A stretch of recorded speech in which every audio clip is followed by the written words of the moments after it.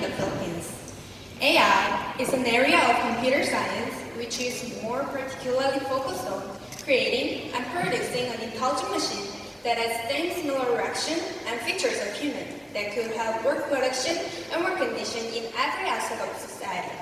We're now at fourth industrial revolution, which means what we have in the past are being innovated to produce a higher and more effective technology in an exponential speed. I call Andrew Yang Tatna, a Chinese-American computer scientist and a global leader in artificial intelligence, said in his lecture in Stanford University. Artificial intelligence is the new electricity. The present state of artificial intelligence is the great promise, but at the same time, it can impend great danger. Since the late 1990s, mechanical advancement has assembled pace, particularly in the previous decade. AI calculations have advanced, particularly through the improvement of profound learning and sport learning strategies dependent on neural systems. Notwithstanding the advancement, numerous difficult issues remain that require progressively larger achievement. Up until this point, the vast majority of the advancement has been in what is frequently alluded to as narrow AI, where AI procedures are being created to take care of explicit issues, for instance, in natural language processing. In today's advancement of AI, machine learning and deep learning encompasses. In order for us to understand how AI processes, we need to understand these two words, which are often thought of the same meaning, but they greatly differ. In machine learning, the algorithms that are processed are manually executed to the machine on the given path in order for it to produce an output of information, while the algorithms in deep learning are self-understood through its own data processing, which is similar with human, such as recognizing, identifying, and even giving inferences and decisions. The more difficult issues are in what is typically alluded to as artificial general intelligence, where the task is to create AI that can handle general issues similarly that people can. Numerous analysts believe this to be decades from getting to be reality. Artificial intelligence is a great and powerful tool for industrial breakthrough. The technology we have right now is the byproduct of the power of the human brain. But how can the excessive use of artificial intelligence destroy human nature? With all the positive attributes, there are also impending negative impacts when used uncontrollably. Artificial intelligence, when excessively used, results in creativeness and confidence deficiency in perceiving knowledge. Learning is creativity. By this, the process of learning makes the human brain increase creativeness. With the presence of search engines, gathering and acquisition of information and data are made easy. AI is the catalyst behind this revolution. Search engines do use AI. Web search tools use artificial intelligence for quality control. This is why when we research, we are able to receive high-quality content than low-quality spam. Search engines such as Google and Microsoft use NLP or natural language processing. It is a field of AI that teaches computers to understand our written language. Through this, search engines can understand human language. We all depend on perceiving fast and quick information to the help of AI.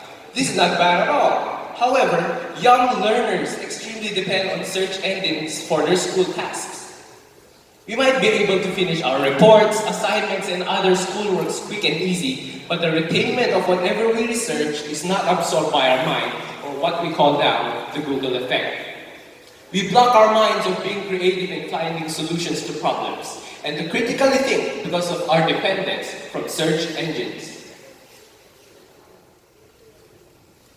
Googling makes us feel smart, which also means that without Googling, we do not have any confidence to knowledge of the situation.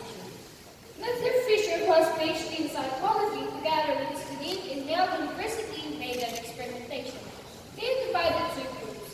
These two groups were asked rather questions such as, how does the zebra work? One group was allowed to search through the internet, the other group was not. Fisher's team found out that the group who searched through the internet is more confident in their answers compared to the other group. Another finding was that even people have not found what they are looking for in a search engine. They still have their favorite feeling of their own smart. According to Fisher, having a favorite sense of or in other areas where important decisions need to be made. In situations where choices have huge results will be significant to individuals to recognize their own insight, not accepting know something when they really don't. In conclusion, we should not depend so much on search engine, our artificial intelligence in acquiring knowledge, as it takes away from us our creativeness to find answers, resulting to mediocrity in ever procrastination. Also, our confidence should depend on the learning process and not only to the source of information. The world has many urgent issues. According to World Economic Forum, climate change is the top and most urgent issue of the day. I believe that artificial intelligence can help to solve this problem through CUBE satellite that focuses on climate change AI.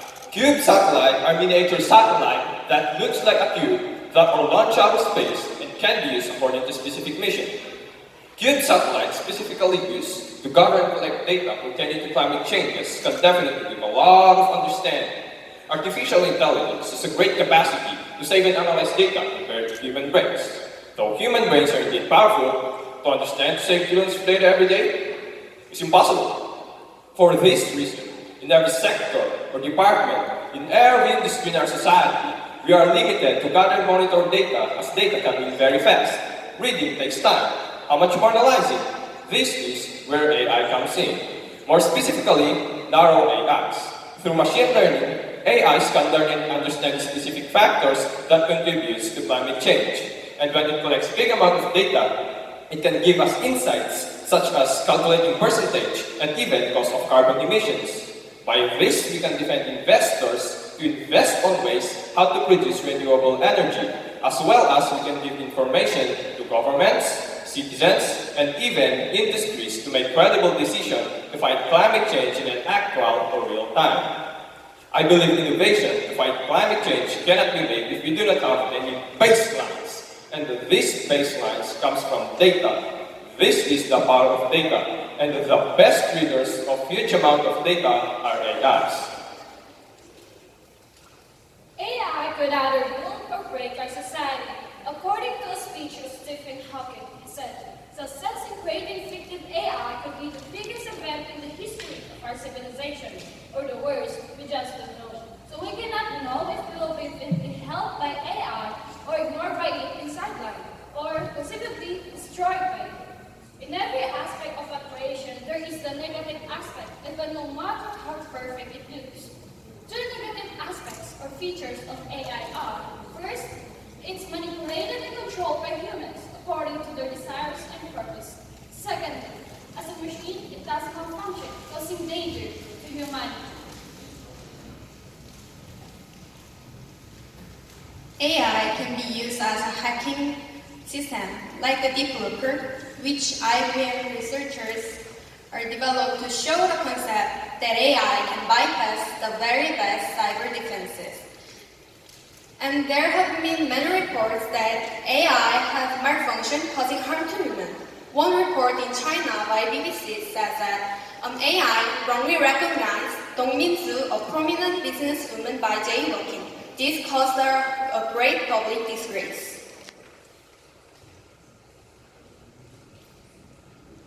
Positive as it can be, AI in the wrong hands can be used as a weapon against humans. Autonomous weapons, although no reports yet of it being used for terrorist attacks, we can see some robots that are being created for fighting crimes, such as AI-powered drones, which the Pentagon are really having spending spree to develop their weaponry, and even an anthropomorphic robot that will fire weapons, such as a robot like Fedor in Russia, which is created for sending out space.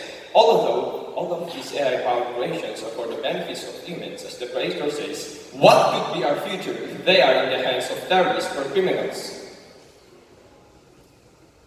As Murphy's Law implies, whatever can go wrong will go wrong. But what we need to do more is to strengthen our human ethics. It might sound idealistic, but we need to teach strong human ethics in this technological era to produce moral judgment.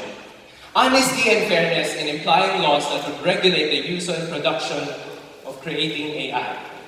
In creating AI, we should not only consider the success and benefits that it can produce, but also the security of the next generation.